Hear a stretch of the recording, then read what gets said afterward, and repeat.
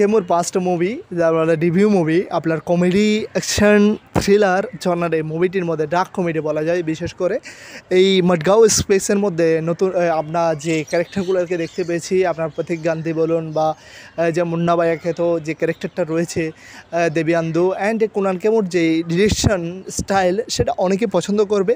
3টা বন্ধু ছোটোবেলা থেকে বড় হতে তাদের একটাই স্বপ্ন, তারা গোয়া যাবে, কিন্তু কিছু ইনসিডেন্টের ফলে তারা যেতে পারে না। একটা সময় গিয়ে অনেক বছর পরে তারা আবার একত্রিত হচ্ছে, লাইক রিউনিয়ন। তারা গোয়া যাচ্ছে, গোয়া যাওয়ার পরে মানুষ তাদের সাথে একের পর এক আকস্মিক ঘটনা ঘটতে থাকে, তারা অ্যাকসেপ্টই করে না।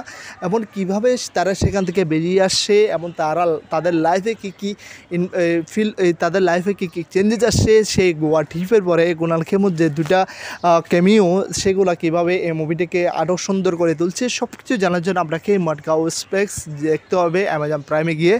আশা করছি 2 ঘন্টা 22 মিনিটের মুভিটি আপনি উইথাউট বোরিং দেখে শেষ করবেন এবং আপনি বলবেন আমি একটা মুভি দেখেছি।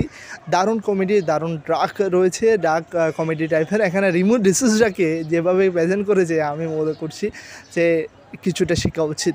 তো যারা মডগাঁও স্পেস দেখেছেন তাদের ওপিনিয়ন শেয়ার করেন কমেন্ট সেকশনে। এই জন্নার মুভিগুলো যারা দেখেন তাদের অবশ্যই ভালো লাগবে, আমার থেকে অনেক ভালো লেগেছে।